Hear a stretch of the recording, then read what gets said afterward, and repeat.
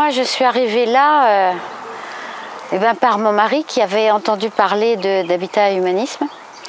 J'ai trouvé que le projet était généreux. Je trouvais que ça me semblait quand même l'habitation est essentielle dans une vie d'homme, de femme, de famille, et qu'on ne peut pas construire quelque chose de stable dans sa vie si on n'a pas déjà un logement. Donc j'ai trouvé ça tout simplement génial et j'ai eu envie de venir.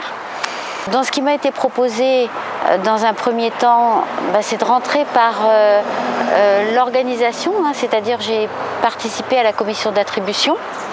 La commission d'attribution ? La commission d'attribution, c'est celle qui reçoit les demandes de logement et qui examine les demandes de logement au regard des logements disponibles et qui reçoit les personnes qui souhaitent être logées et leur donne éventuellement un logement s'il y a un logement disponible qui leur correspond. Et si le projet de ces gens-là correspond aussi à quelque chose d'un peu construit. Et puis un jour, on m'a dit, il y a une future résidente qui n'a pas d'accompagnant, est-ce que tu veux aider ?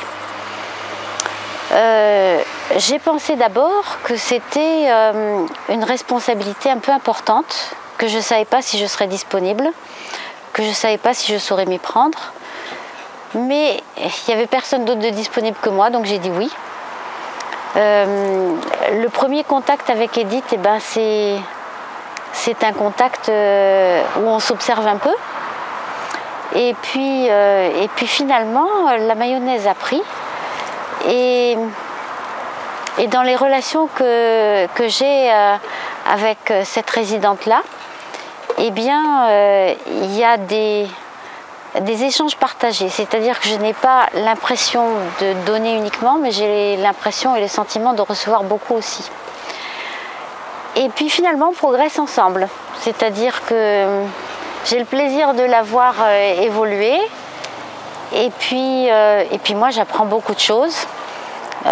J'apprends beaucoup de choses sur une façon de vivre que je ne connaissais pas, sur des problématiques que je ne connaissais pas et qui finalement me semblent importantes à connaître pour accompagner des gens.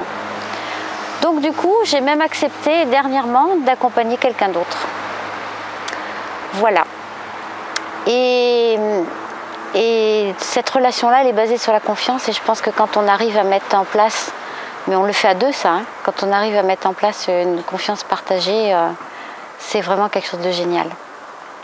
Avec dans l'idée que ça dure pas toute une vie, c'est-à-dire que j'espère qu'Edith trouvera un logement, qu'elle trouvera un travail, qu'on y travaille et qu'on en discute toutes les deux, qu'elle va donc quitter les logements de Habitat Humanisme. Mais je vous avoue qu'on est toutes les deux d'accord pour continuer à avoir des relations après.